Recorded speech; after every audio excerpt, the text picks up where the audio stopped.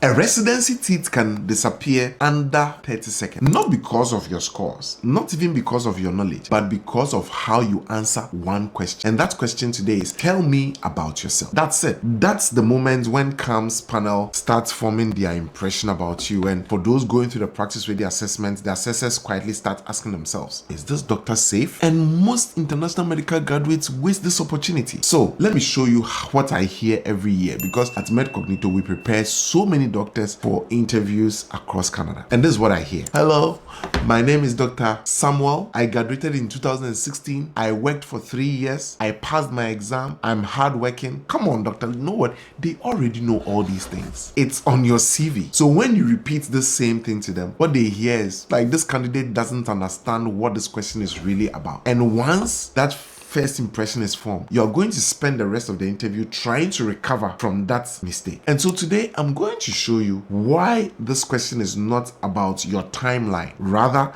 it's about your identity. And I'll teach you exactly how to answer it in a way that works for both CAMS and practice ready assessment. Because it's not about impressing them, it's rather about earning their trust in the first 60 seconds. So let's get to the first point, which is the psychology of this question. Here's what most IMGs misunderstand. In CAMS, they are thinking, can we bring this candidate in, and can this candidate be trained under our supervision for the next 2 to 5 years? In the practice ready assessment, when they are interviewing you and they are asking you this question, they are just asking, can we safely release this doctor into independent practice in Canada to serve our wonderful Canadians? Two different parts, but one core question. And that question is the question of trust. In other words, when they ask you, tell us about yourself, they are asking themselves, can you be trusted? They are not really asking about your biography. No, they are rather asking, are you a safe doctor? Are you self-aware? Are you adaptable? Do you understand how the Canadian healthcare system works? Can you fit into the team in the hospital or in the clinic? They are running what I call the 4-hour rule. What do I mean by that? The 4-hour rule basically says, if we have to work alongside this doctor in a shift which is very intense, would we feel supported, or will this doctor bring stress upon us? And if you sound very robotic and very rigid and overly self-promoting, you will fail the test immediately. Now, the next part I want you to focus on is what I call the structure. And the structure, let's break it into the past, the present,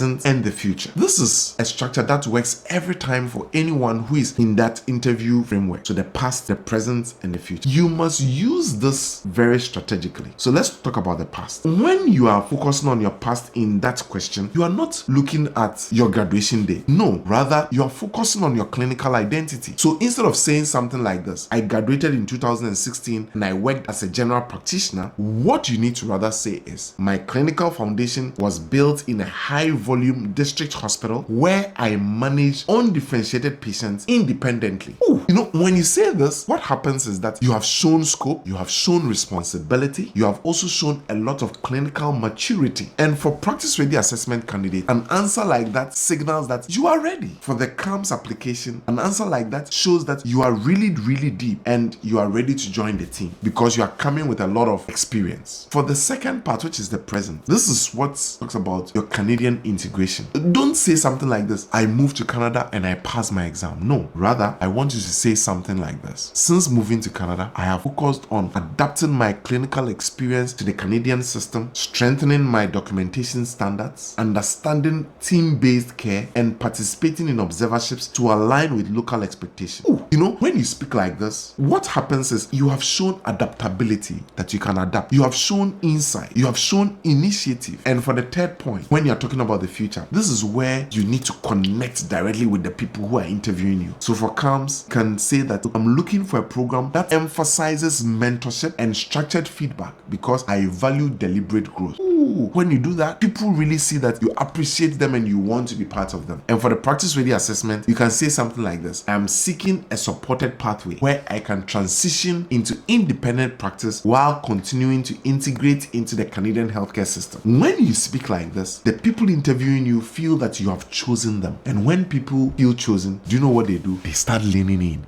They start leaning in. The other thing I want to focus on when you're dealing with this whole issue about tell us about yourself is the tone you use. I will encourage that please choose a Canadian tone. And you go like, hey, Dr. Bruni, what is a Canadian tone? A Canadian tone is very simple. Now, let me tell you what Canadian tone is not. In some jurisdictions and some systems, interviews reward dominance. You come into the room, dominate the room. In Canada, interviews reward safe confidence. Not something like this. I'm a highly experienced doctor and I can handle anything. No, rather, the Canadian experience reward something like this. My experience has given me confidence managing complex cases, and it has also taught me the importance of early consultation and teamwork. You realize that the second answer, which focuses on the Canadian tone, communicates confidence, it communicates humility, it communicates risk awareness, it communicates collaboration. And in the practice ready assessment especially, this is very, very critical because they are evaluating patient safety. If you sound overly certain without acknowledging your limits, that's a big red flag. And the magic phrase you must master is confident humility. So let me show you the difference in the real transformation. The weak version of that is, hi, I'm Dr. Patel, or hi, I'm Dr. Samuel. I have 7 years of experience. I passed my exam. I am hardworking and I want this opportunity. This answer is very generic. It is too self-focused. It is easily forgettable. Now, listen to someone else who answers it in a very subtle way. For example, I've always been drawn to comprehensive patient care. That led me to several years of broad clinical exposure where I managed complex presentations independently. Since relocating to Canada, I've intentionally focused on understanding the collaborative model here in Canada and adapting my practice style accordingly. I'm now looking for a program where I can contribute that experience while continuing to grow under strong mentorship. When you say this, that sentence or that paragraph signals a lot of maturity. It signals a lot of adaptation. It signals a lot of insight. It signals a lot of growth. It signals a lot of alignment. And this is how you win in your first minute. So let's focus on some red flags you need to look out. So before you script your answer, remove these things immediately. For example, I have no weakness. When they ask you what are your weaknesses and you go like, I'm a Superman, I have no weakness. That signals a lot of low self-awareness. Or if they ask you what position are you looking for and you say, well, I just want any position. No. That signals desperation. And complaining about your home country or your past supervisors. No. That signals a lot of negativity and the fact that you may even be a difficult person for the program to work. So the trick is this: always frame your journey as growth. Always don't talk bad about your past supervisors or anything like that. So here's the uncomfortable truth: most IMGs don't fail the CAMS or the practice ready assessment interview because of knowledge. Rather, they fail because of positioning. You can't hear when you sound robotic. You cannot detect when you sound arrogant. You cannot judge your own tone objectively, and that requires a lot of feedback. And that is why at MedCognito we run a structured mock interview tailored for both CAMS and practice ready assessment panel. We break down your answers line by line. We rebuild your answers until you sound natural. In fact, I have a lot of doctors who have had several interview preps with us. Some people book about 10 to 12 interview preps just so that they can come across as safe, strategic, and Canadian ready. So don't let a weak 60-second introduction undo your 10 years of sacrifice. What I'll suggest is book a mock session, and in the next couple of videos, we are going to also show you how to avoid certain landmines in your CAMS and your practice ready assessment program. So I want you to share this video, tell a friend to tell a friend to tell a friend, and don't forget to subscribe to this YouTube channel. See you in the next video. Bye-bye.